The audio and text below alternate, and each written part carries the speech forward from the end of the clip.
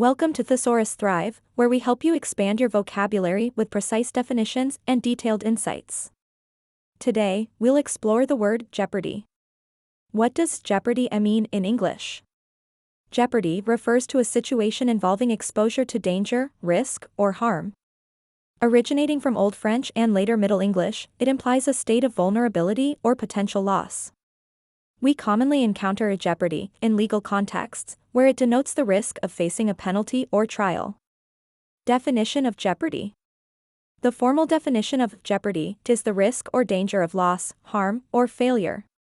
In law, it specifically refers to the danger of conviction faced by a defendant on trial. Synonyms for jeopardy. To expand your language skills, here are synonyms for a jeopardy that can enhance your vocabulary. Peril, hazard, risk, threat, endangerment. These synonyms can replace jeopardy to convey similar meanings in various contexts, whether casual or formal.